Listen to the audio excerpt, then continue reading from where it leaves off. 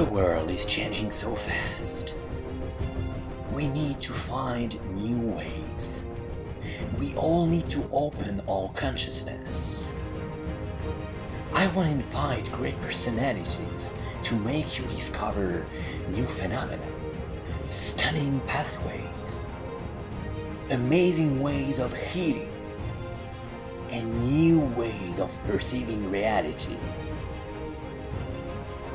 The world is not what you think. All around us, many phenomena still remain a total mystery.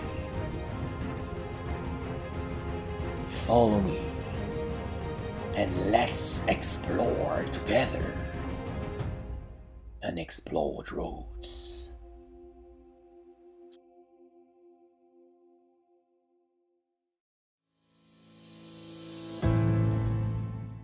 Hello, my dear explorers. I am so happy to welcome you. Look at these stunning views. You are now in Arizona, Sedona. You can see the red rocks, the famous red rocks of this wonderful region, powerful and very spiritual. With us today, we will have a complete lesson of grounding with my special guest, Amalia Camateros. Enjoy. Hi everyone, so glad to welcome you for this new episode of Unexplored Roads with my special guest today, Amalia Camateros, who is a healer, shamanic guide. Hello, Amalia. Thank you so much for receiving us. Hello, Philip. I'm really happy to be here. Thank you so much. I'm really happy to be of support and of service in any way I can. Thank you. That's really nice. And we need it above all today. We will speak about grounding and spiritual healing, but first, we are in a famous place, very well known and popular amongst spiritual community and even more. It is Sedona in Arizona. Is it a really special place, or is it just a cliche made with the aliens, vortexes, and business stuff? Is it a real spiritual place? Well, you have the surface and then you have what's really going on. You have the surface of the ocean that all you see is the waves, and they're very cute and they're very frolicking and light, but underneath is where the real magic is. So, one might come to Sedona and see the vortex tours and the crystal stores and the UFO sighting, outings you can go to. But that's just on the surface. That's, to capture the people, which is good, which is not a bad thing, because then people really get a taste of what Sedona it really is when you stay here. It is a hot spot.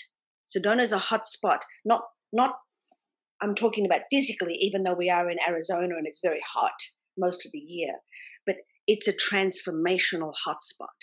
You could say it's like a major acupuncture point on the planet. And it does have what people have called vortexes. There's energy centers. There is crystals in the rocks. So we know that crystals magnify and amplify energy, especially what you're thinking, and it can actually program. So it's a powerful place for people to come and let go and transform and bring in what they would like to manifest and create. And I'm not talking about an affirmation. I'm talking about real transformational work. And the red rocks of Sedona are full of iron oxide. So there's a lot of strength and power in the rocks themselves. And they're 330 million years old, these rocks. So they act as sages, they act as seers, they act as gurus. So in a way, when people come to Sedona, they're coming to a natural earth ashram. You know the word ashram? Yeah. You go into doing the deeper work and the meditational work, and a lot of the ashrams in India. So I regard this as a very powerful ashram that people get to come to and steep into the power of these ancient, sacred rocks that are alive and and wisdom filled. Mm. So Sedona is very powerful. I was only coming here for 6 months, and I've been here for 20 years. So, a lot of people get to stay here because it's powerful, very powerful. Yeah, I could experiment it. Yes, 4 years ago when I met you, when we really had a great time here. Above all, some sacred sites you showed me, like the Rebirthing Cave. I don't Hmm. know if you can mention it. It is very powerful to rebirth and to raise. Yes, it is. I would say that the ancient people, the Anasazis, and I'm not sure about the Anasazis so much, but the ancient people of this land, um, they never lived here. They never lived in Sedona. They would live in the outer surroundings of Sedona because it was so powerful and sacred to them. It's like the motherland, the God land, Mm, the creator land. When I first came to Sedona, I said to myself, oh my God, if God would choose a place to live physically, it would be here. And so the native people of the land, the would come into the sacred sites like the Rebirthing Cave to do different ceremonies and then leave. They wouldn't live there. But mm. yes, the Rebirthing Cave actually does look like two women's legs. When you're in it, you look up and you see that it's almost like the opening of the above cave looks like legs, and there's even an anal sphincter looking and a sort of genitalia looking in there. So, as you remember, yeah? Yeah, yeah, yeah, sure. It's like with a womb shape, I would say. A womb shape, Yeah, yes, yeah. with the actual what genitalia could even kind of look like in a way, like an anyway. So Yeah, it's very very powerful. feminine and very powerful, and the color also. And it's very powerful to work with grounding because you mentioned, I remember many times you said, first thing, if you want to embrace a spiritual pathway, you have to be centered and grounded. Yes, very good memory. That's And good. I had a great teacher with you. Great. So, what is being grounded? Is it just being present to everything? Is it just mindfulness? What Well, could, that's the result. That's the result. There is a way of grounding your energy to bring the result of being calm. And look at my hands when I say this, to be calm and embodied mm, and focused. So, in a way, the grounding brings the energy in and down into the earth. It's like the grounding of a seed. The seed needs to go into the earth before it can gestate and start sprouting roots and then coming up. It's also in a way you could say it's we need to descend before we ascend. yeah. We need to really allow ourselves to be really fully human before we become superhuman. And we need to really embrace the animal part of our nature, the parts that we deny and run from. But if we embrace that, we get to ground it, and then we can evolve from there even more. Mm, So grounding, there is grounding tools, and there's ways that many people choose to ground. But essentially, it's about connecting your energy with the energy of Mother Earth, because Mother Earth has a very calm, centered, grounded, literally, energy that we can rest into. It's not electrical and busy yeah. and changes its mind. It's very steady and powerful. And a lot of people, of course, when we go out to nature, we feel that instinctively. We become that part of our most natural grounded self because we're walking in nature. Mm, We're walking in that, if you could say, 0 point energy where there's no judgment and no confusion. mm, It's very simple. And for me, Mother Earth is one of the most purest expressions of God there is. mm. And Indeed. what kind of tools do you use to facilitate grounding? Well, I take people through a process, as you know, get them to explain about the root chakra, for example, is one of the most, a grounding key. It's one of the first keys to grounding. Now, we have 7 chakras in the body. We have the root chakra, which is between the anal sphincter and the genitalia in the perineum there. That's the root chakra. We have the second chakra, which is between, just underneath the belly button. We have the solar plexus, which is just under the heart here. We have the heart chakra. We have the throat chakra. We have the third eye chakra. And we have the crown chakra. Now, if you relate this to a lotus plant, for example, the Indian people, the Hindu culture, they have a whole way of looking at yoga and the chakra path as a lotus path. The roots are in the mud. And this most purest flower that opens up with so many beautiful petals is coming out of the mud. So we can relate that to our awareness of ourself, that the root chakra is where we tend to stick down all our things that we judge. We could say our shit, literally, basically. You know, we do sit on our shit. We tend to hide it. We tend to push it down. And that's where we store in the basement what we don't want to see. You see? But that's a very powerful center, because the root chakra is where the kundalini is. And this is where the Hindu paradigm comes into it. The Hindu philosophy comes into it. Kundalini means she who is coiled. It's like that serpentine snake energy. Yeah. That, you know, when they play the flute in India and they rise the snake out of the butt, it's kind of symbolic of raising the kundalini. And the kundalini energy is that life force energy that comes up. You know, when we have a sexual orgasm, when we have an orgasm, it does arise from down there. So it's a very powerful life force energy that we cannot afford to push down and stifle and suppress. So part of the grounding, the way I do it, is to really allow and teach people to open up. And we'll do a little exercise during this program towards the end, where we can actually experience this. Open up that root chakra and allow all of this chatter, this confusion, this entanglement, the problems, the worry. We could call it anxiety. It's like a buzzword, the anxiety. And give it somewhere to go down through the chakra stem, down through the body, down through the root chakra, into the earth, you see. So, and then again, also we have these very large nerves that come out of that root chakra that are our leg nerves. They're the biggest nerves in the entire body that can push the legs forward and make those legs work. They're the largest nerves in the entire body. They actually look like tree roots.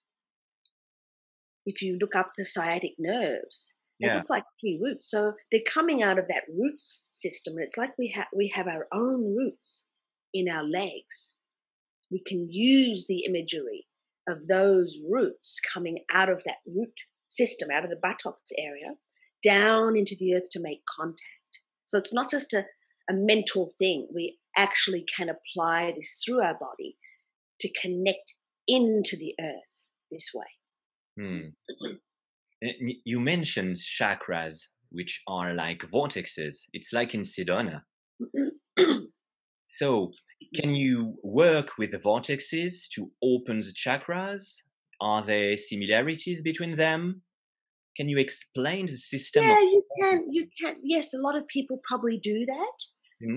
For me, number one, like a vortex for number one is a vortex is a place that has a lot of aliveness. When you think of a vortex, you think of a spin. And when you think of a spin, you have to think of that still point in the center of the spin. Correct? Yes. Now, that's a vortex. Now, I believe we are each a vortex. We are the center of our universe. You are the center of your universe. I am the center of my universe. And everyone who's watching, you are the center of your universe. The universe complies and listens to everything we think and we believe and actually enacts that for us. It actually brings that forth in many ways. If I feel like I'm not powerful and I'm not good enough, my shoulders hunch over. Life responds to me in this way. Mm. And the universe is so unconditional that it says, okay, you're not good enough. We love you. Okay, let's give you not good enough. So it's very important, especially in these vortex sites, if you want to call them like that, to be very mindful.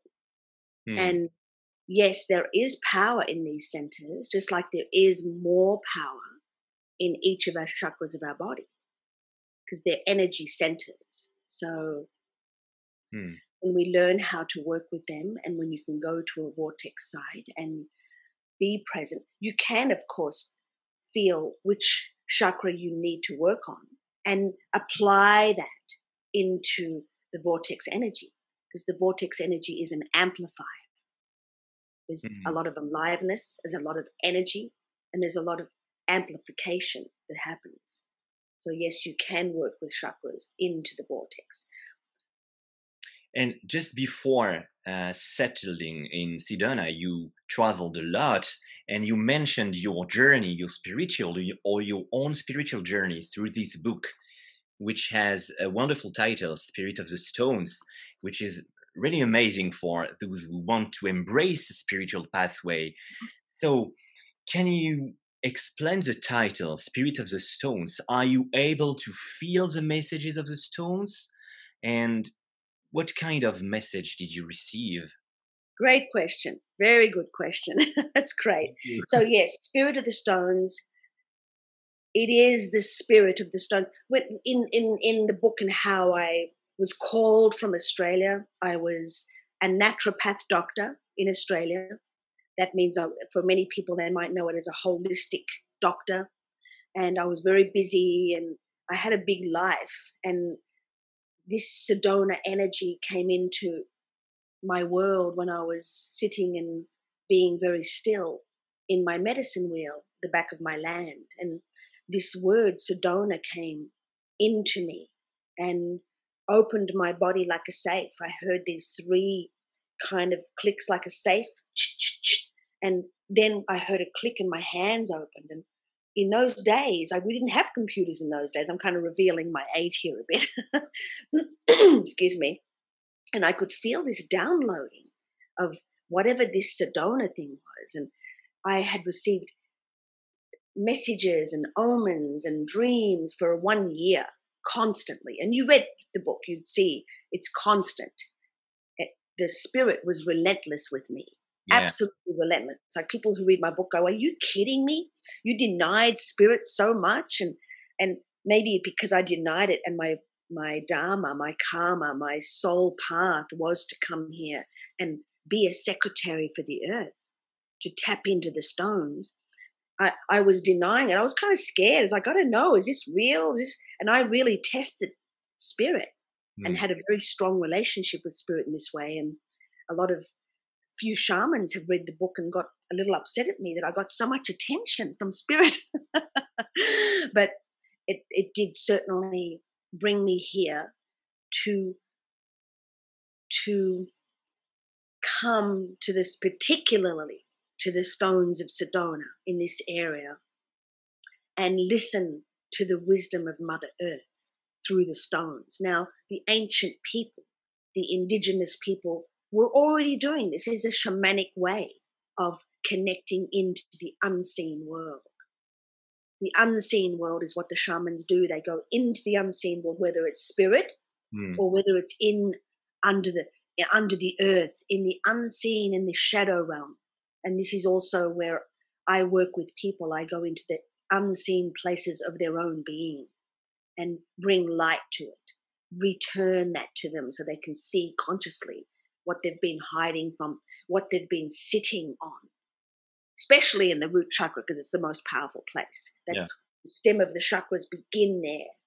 And if that's not settled and grounded and based, it's hard for the rest of your being to be settled and aligned. So coming back to your question about the spirit of the stones, when I go there into the stones and listen to the wisdom of the earth, I'm listening to the spirit of the stones. It's not that I'm listening to the physical aspect that stones are talking to me, like a Mm, cartoon. It's more the spirit of the being of that element, because mm, every element is alive. It's like a being. It's not just earth. Earth is alive. Earth is a conscious being, like goddess. And fire is alive, and fire has a being behind it that is a spirit. Animals have a spirit. Humans have a spirit. So the rocks have a spirit too. And they're quite funny too every now and again. They're kind of, I don't know, I found the spirit of the stones every now and again a little comical, not comical, but entertaining in a way, because often people with wisdom are funny. Have you noticed that? mm, People, sometimes the people you meet that have so much wisdom can just say something and it'll be so funny and it'll just shock you into another way of thinking. That's what the stones were doing as well every now and again, I found. mm, So the spirit of the stones is the best way I could bring forth to explain what is really happening. That's why the title, Spirit of the Stones. mm. And before going to Sedona, you went to Hawaii numerous times. And what kind of lessons and wisdom did you get there in Hawaii? Yes, very interesting. That's good too, because what I noticed, like first of all, there's 2 times I went to Hawaii in my book. First of all, after my 15-year marriage, I went to Hawaii to just unpack my marriage of 15 years. I went to Hawaii to really just be me without doing the shamanic work and just unpacking, decompressing from 15 years of this marriage that I had experienced. That was a difficult marriage for me, and marriage can be difficult for everybody, but there's always the beautiful things too. And so I spent 6 months there just unwinding. And then I went over to Mexico for 6 months and started started to retrieve the wisdom of the stones, of the temples. And then I went to Sedona and lived here for several years before I went to Hawaii. Now I'm in Hawaii with you. And what I noticed, the difference between Sedona and Hawaii, is that the rocks and the energy of Sedona is very ancient. Look at my hands already. Look at this. The ancient, which means there's this sitting. The elders are sitting in silence. And you can go to these ancient 330 million year old rocks all around you that have seen all sorts of things, deluges, have been under the water 4 to 6 times, completely under the ocean. And they've seen UFOs, and they've seen the stars and comets and the light of every day, and the sun and the moon, and so much energy, so much energy. They're like crystals, the rocks here, and they contain crystals. That's how powerful it is here. Hmm. And then you go to Hawaii, and and it's relatively new. The land on the big island of Hawaii is still Yeah, being born. very It's young. Yeah, 50,000 years old. It's baby energy. it's a So it's baby. crawling around. It's crawling around. It's like a toddler. It's like, oh, look, the flowers here. Boom, boom. The flowers are bursting, and the Yeah. ocean's moving, and the dolphins are jumping. And there's a lot of activity there. The desert's still and quiet. That Hawaii is very like alive and jumping, and so I found the difference there with the stones quite this way, Hmm. much more talkative. The stones were more talkative in Hawaii. Hmm. And what kind of wisdom and philosophy did you get from these young stones and baby stones? Well, you know, I don't know if they were baby stones and young stones, even though I just said that. So I agree with what you're saying. It's more.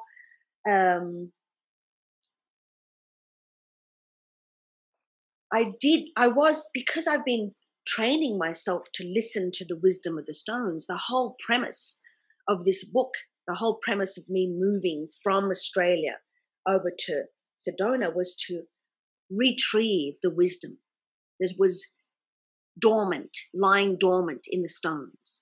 just like so you could, like a library. The stones are like the bones of the earth. They contain DNA of the earth. They contain the physical DNA of the earth, and they contain the spiritual history and archives of the earth spiritually. And so by the time I got to Hawaii, I was really good at it. I was able to go down deep. Don't forget there's the ocean, on top of Hawaii with all the dolphins and things. And then down below, the big whales and the sharks. And so I was able to go down deep in there. I don't know how to explain what you're asking in a way, because I was trained by then to be able to really go deep, but it was still busy. It was very busy. I was able to go down deep, but the energy was very busy in that way. That's how I would explain it. Mm. And that, the rocks there in the Big Island were talking about Pele, and they were talking about life and death. And it's a shamanic place, the Big Island, very shamanic. If you compare all the islands, that the Big Island is the root chakra of the 7 islands. Did you know that? Yeah. Yes. Yeah. And you've got the Ni'ihau, which is an island that not many people can even have the privilege of going to. And that's like the crown chakra. So here I am in the root chakra, going out in the middle of the night at 12 o'clock at night, out into the Pele and the volcano. And it's very shamanic. So a lot of shamanic information came through that in Hawaii. And you mentioned your place of birth and origin, Australia. I think there, perhaps you get some dream time and messages and wisdom from native aborigines. Can you explain what is this kind of spirit, and how much did you get inspired by this kind of spirit? Yeah, it was, well, by the time I left, I was busy running a 14 practitioner clinic, and married, and building a house, and I was very young, and I was dealing with a lot of bank managers. And when I was 18, I did live with some Aboriginals. I did hitchhike around Australia when I was 18. And so I did get some start off with the Aboriginal people of Australia in this way. It wasn't necessarily that I was in the desert digging in roots for the ground in this way, but I was in a town called Broome, and that was a pearl mining town. So there were a lot of Aboriginals there, and I was living with some there. And there was one particular one that you met in my book called Uncle Cassie. And Uncle Cassie would take me out camping at night and teach me just how to be, just how to watch the moon sink into the ocean. Not much talking. The Aboriginals don't talk much in this way. They be.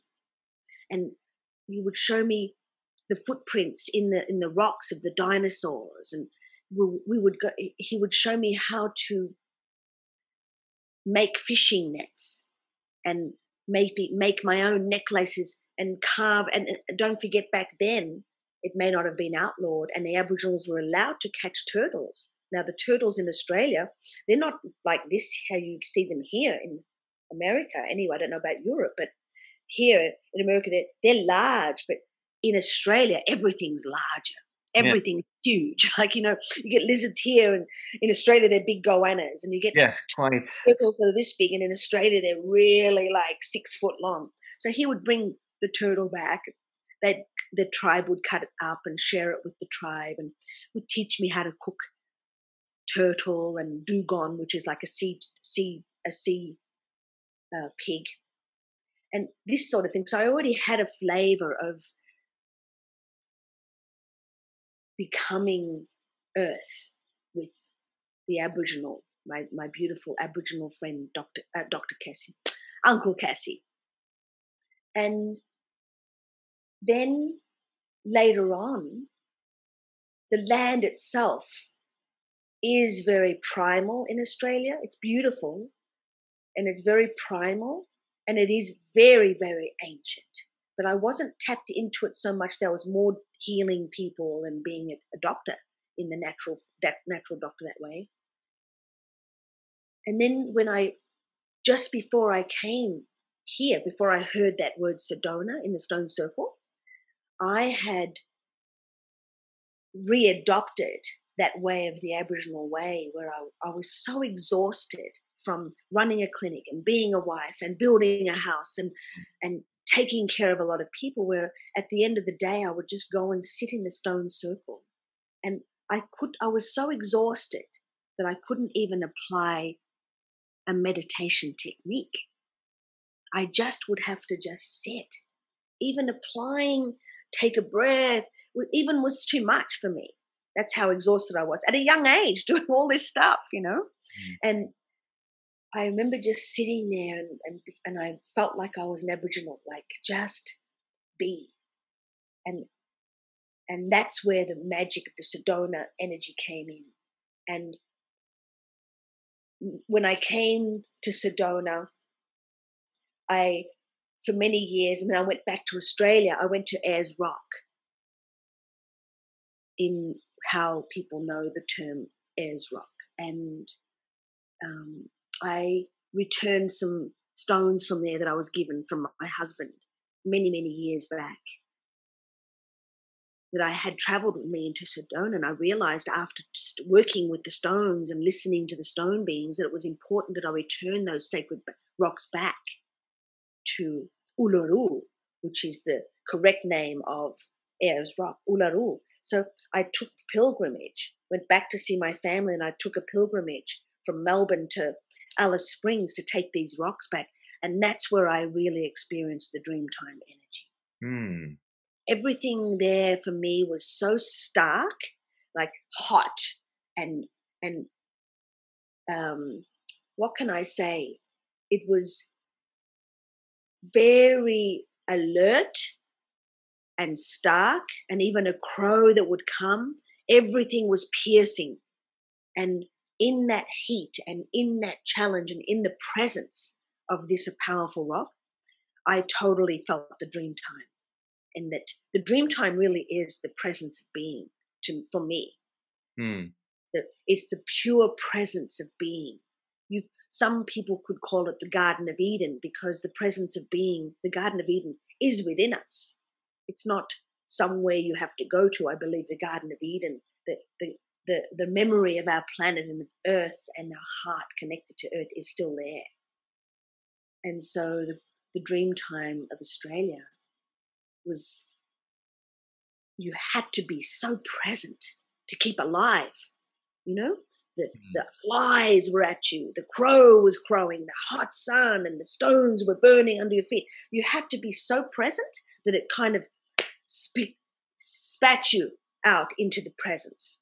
Do you understand what I'm saying with that? Yeah, sure. Like a survival energy in a way. Mm. And that's how I experienced, like, oh, wow, that's how the Aboriginals really got to survive out here, by going into this other dimension, by going into an exalted dimension of being, to even handle the survival aspect of the land there. That's how I saw it. Mm. So it's really the red line of your life, being grounded, centered. It is. It's Yeah. true. Yes, I think so. And I think you express it in a new course online you have just created. That is quite amazing. I would put the link to the viewers. It's Stronger Than Ever. It's Yes. the title you put. How Yes. can you sum up your course? Absolutely, yes. Stronger than ever. So especially in this climate and this time of our history, we are so locked into technology and the phones and the computers and the media, and everything's so nebulous and changing so quickly. You hear one thing and then you hear the opposite, and you're told one thing and then you're told something else, and very quickly with a click of a button you can enter a whole world of information, and people are forgetting themselves. Excuse me. People are, in a sense, moving further and further away from their true authentic being. And they're actually being demanded upon to stay in their head. And all this turbulence is like this, the surface of the ocean, where the ocean and the waves are rolling around. It's turbulent. There's a lot of that energy. Mental, left brain. Mental, left brain, right brain, both of them going, yes, no, right, wrong, what about this? No, what about this? And there's a lot of all this mental argument. Confusion. Absolutely, absolutely. And, we know that when we go out into nature, confusion just leaves. There's an energy of Mother Earth that blankets you and holds you and comforts you. And in the stillness of her being, of the nature, Mother Nature's being, the trees are teaching us how to stand in our life, to ground our energy and put our roots down so that we can stand tall and strong in our trunk and raise our branches really high. So the deeper that we put the roots down, the stronger the trunk, the more the branches, the more fruit, the more gifts we can give to the world, because we are grounded. We're not just operating from this little thing that's really, the mind is the place where the ego is more attached. The ego is not attached to the nose or to the heart, especially, or to the elbow or to the face. The mind is attached. It's somehow connected into the mind. And so the mind is so nebulous and changes its tongue. Its tongue this way and that way all the time. So Stronger Than Ever is a course that can teach you how to understand the chakras, understand the root chakra and the importance of bringing all your energy in and down so you can ground it somewhere truthfully. It's like a plug in a plug in the socket. If you have a big appliance, you need the grounding plug, right? You need the grounding one. You can't just have the two. I don't know what you have in Europe. I'm not sure, but it needs to be grounded or you can short circuit the house. And that's how I see it for us. So this course is about teaching you how you can ground your energy, tap into the earth, listen to the elements. It's a shamanic course. So it's a shamanic course teaching you how to access the wisdom of the earth and bring that centering that earth offers us into the center of our being and grounding it so we can be more calm and we can be more focused and we can be more attuned to our truth, because more than ever it's important that we listen to our own truth, not what we're told all the time out there. We really need to, more than ever, have become an antenna of spirit and listen to the truth of our being, what's right for us, come into the intuition. So this course is teaching this about. And how many hours? It's only a couple of hours. I kept it short because I know how many people get sidetracked. I kept it real short. It's a beautiful video that has a montage of photos and slides and videos. So it's kind of like an experience. And we also take you out in the land and teach the major grounding with the earth in this way as well. It's only 2 hours, but I also have the MP3 recordings that you can take on your phone to take out into nature, to listen to the meditations and the processes that you can do. Guided meditation to be grounded and centered. Absolutely. Yeah, absolutely. Really interesting. So I will put the link and all the information you need via Explorers. And I have a very last question before your tip and exercise. I think you have a special thing and gift for us today. Yes. Yeah. According to you, is there a moment you can say, okay, I am healed, everything is perfect, it's forever? Yes, you can in the moment. Yes, you can. If you're in the moment and you're feeling that aliveness and you're in the moment, not in the future, yes, you can say that. True? But I'm not saying it's for the next moment and the next moment after that, unless you can really be in the present moment. So yes, in that moment, which is the most powerful moment where there ever is, in the moment, there is never a problem. The mind cannot exist in the moment. The mind cannot function in the present moment. The mind functions in the future and in the past, not in the present moment. The body is the element of being present in the moment. That's why I'm all about getting all of that busyness into the body and into the body of the earth. Hmm. So yes, comes a time. There is a moment, but it's only a moment at a time. But The way you're asking it, though, I'm being a bit funny. The way you're asking it, though, I don't feel like there is that thing where you can ever say. I think life is always evolving. yeah, It's sure. always changing. And the moment someone says, I'm perfect, there's nothing more to do, is the moment where life is going to, I'm sure, to bring something up for the next thing, because evolution is important for us, Hmm. for the planet. Everything's evolving, everything's moving, everything's, Hmm. and even of some of the gurus, the major gurus of the earth, in our time, who've fallen out of grace completely, who appear amazing and like, oh my gosh, like, this is like the holy man of all holy men. And then even he falls out of grace, you find out later some things he's done. So I think the most important thing is to be humble and work with what we have that's true and real. And for me, what I'm offering you all is what's true and real is Mother Earth and Father Sky and the universe and love. Love is really, if you don't mind me saying, love is the new virus we should be passing around. Yes, and there is a red line between these broadcasts. Every moment we speak about love, unconditional love. Yes. We could appear like a cliche, but what is your own meaning, your own definition of love? Because it's Beautiful. so used. That's good. I'm really enjoying your questions. Very good questions, Philip. Well, you're asking me, so I'm going to answer from me. I'm not going to pull on anything that I've heard. I don't tend to do that. I tend to really always, this is just letting everybody know, one way of really being able to become more and more wisdom filled is to listen into your first thought, is the intuition, before the mind comes in and says, oh no, maybe not that, or maybe this. But the first thought is usually the pure one.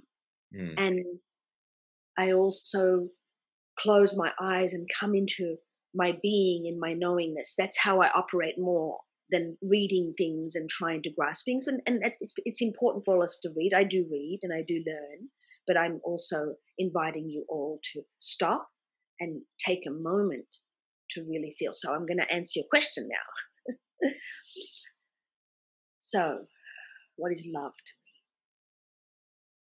The first thing that comes up is my heart. I feel that love comes through the heart. And I feel like the heart is the central headquarters. It's funny how I say head, because they say that the heart is another major brain that we have that we can function from. And love,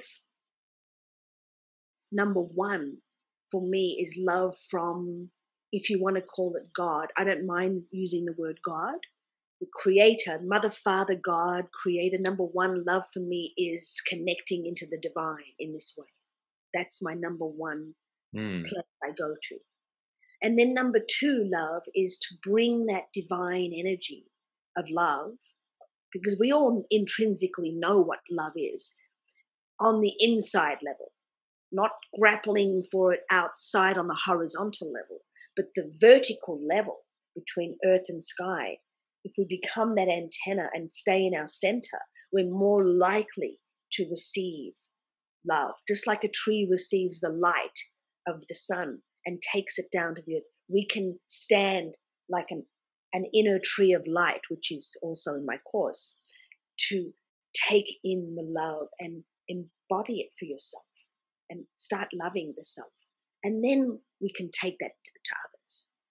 First God, and then self, and then others is a nice, I would say, to practice this love. And love is, for me, I experience love more so with life. My love is about life. It's about life itself. the way it grows, the way it is there for us, the elements, the sun, the moon. And I'm a bit of a nature child, so my shamanic lens is going to be always coming back to Mother Earth, because to me that's the most purest expression of that God force. And so for my love is the whole universe. And I think we all have that if we can stay centered. We can all be in the center of our vortex of this life of love. And then, of course, love can be coming from that center. Then, of course, love can be shared more gracefully, even by just one look.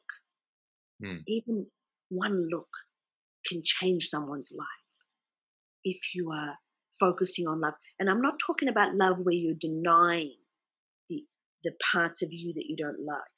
That's love. Love is to be able to bring the light of that love into the darkest parts of ourself. That's what the power of love can do, to bring the light into the dark parts we judge. Those areas need loving most of all. We're okay with the parts we feel fine about. We need to really begin to start loving the parts of us we feel is completely unlovable. That's the shamanic work. Very complete and very interesting answer. So thank you for sharing. I think we all need this kind of words, especially today in this period of confusion. And as you said, and you mentioned, these talkative minds and information contradictories everywhere. So thank you. And we feel this kind of grounding during the broadcast right now. But I think you have a special gift for us, an exercise or a meditation as you wish. And you want to share this kind of exercise. It's like an extract from your course and your work. Yes. So I see your drum and shamanic, so we are ready to follow you. Awesome. Absolutely. So everybody, thank you so much. Everybody, if you could close your eyes, please. And can you hear me when I speak at this level, Philippe? Yeah, that's perfect. Okay. So everybody closing your eyes. And now beginning to take some deep breaths in through the nose and out through the mouth.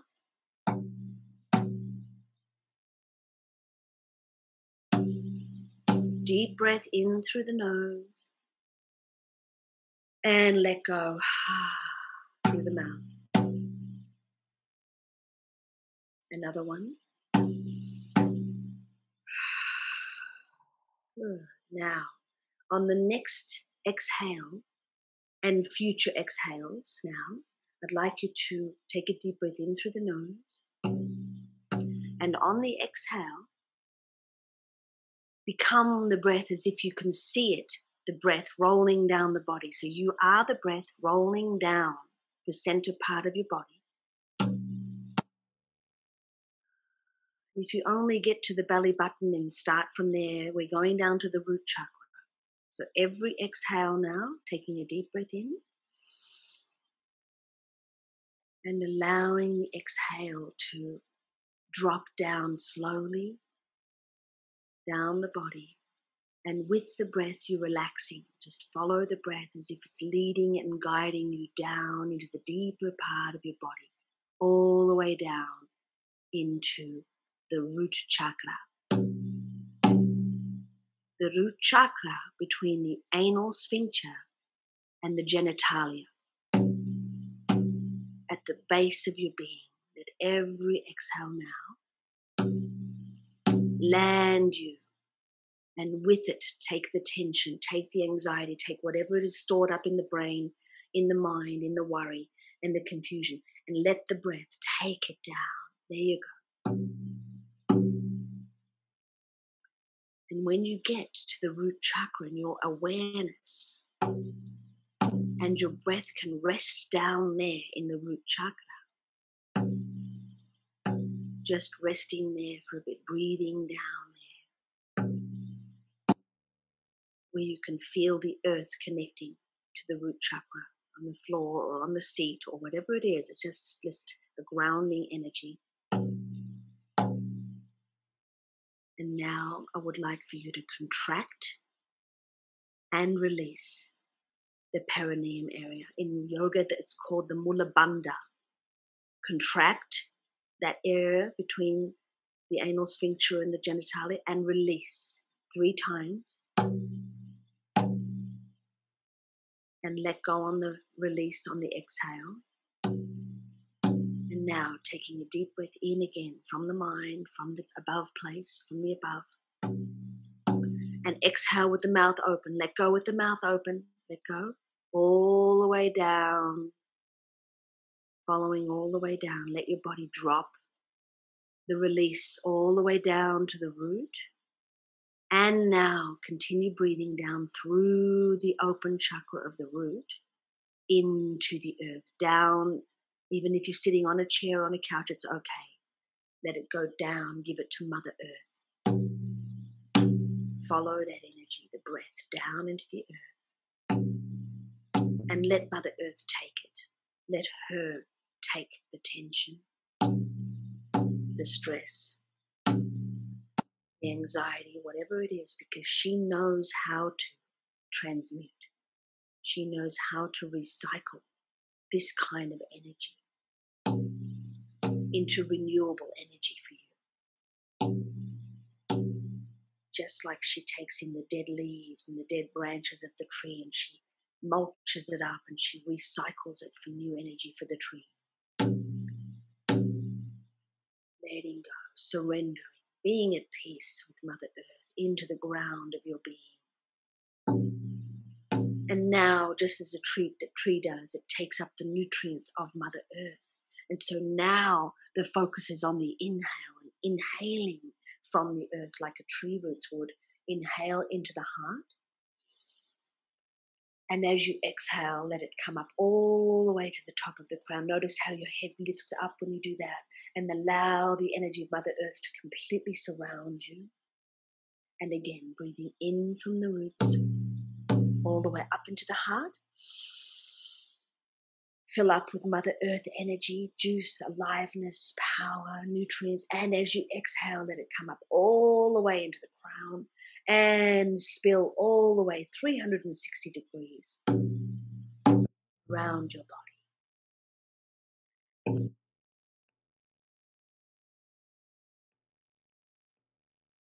Good. So the first half of this was to let go. And the second half of this process was to receive. Yeah?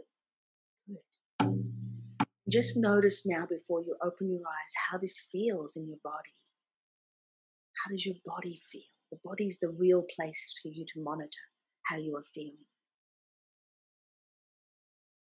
Good. And when you're ready, give thanks to Mother Earth when you're ready. And slowly open your eyes, slowly from the ground up, like a curtain raising.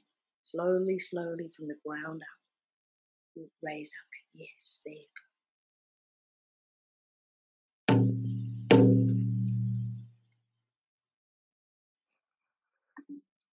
That's magic. Because you feel power and strength, and it's so calming and also very strengthening. So thank you so much for this You're welcome. technique. Each time I am so glad to offer these kind of precious moments to open the mind and consciousness and be aware of the spirituality. So Absolutely. thank you so much. Absolutely. And I'm going to give you a code for the people who are your listeners, a discount code for the group that listen to you. That's Yeah? Christmas for us. Thank you so much for sharing in this. Yes, absolutely. Absolutely. So kind of you. So would you have final words, some spiritual advice to end this broadcast? I think that the final words would be, if you're not spending time in silence, at least a couple of minutes in the morning and a couple of minutes at night, I would advise strongly to, first thing in the morning, just sit and perhaps do this process, if you like, this in and down process, breathing it in and down. And at night, a couple of minutes just to sit before you go to sleep is a really powerful way of beginning the day with your centering and ending the day with returning home to yourself. And I find this is a very powerful way of having a very good sleep, to already unwind and come into the place where you can now sleep. Because often when you go to sleep, your body takes a bit of time to let go, and you get some twitches, and the muscles have to let go what's stored in the memory of the muscles. So when you can do that more presence, you can sleep really well. So and also to every now and again when you can, to stand out on the earth and just be like a tree. Go and talk to a tree. Go and sit with your heart with a tree. Hug a tree and just try not to think about what you're doing. Just be with the tree. Let yourself be a tree. That's what I would suggest. So, Amalia, thank you so much for this precious time you gave. And I just remind for the audience the title of your wonderful book, if you want to Spirit of the more Stone. about your life, Spirit of the Stones, and the title of your course, Stronger Than Ever. And I think it will be the final words. We all feel stronger than ever. Thanks to you. Thank you, everybody. Thank you for being here. Thank you so much for sharing. And dear explorers, it's an honor to guide you. And I will be glad to welcome new guests very soon. Take care. Thank you for watching, sharing, putting comments, and please, thank you. Take care. Goodbye. Thank you, Amalia.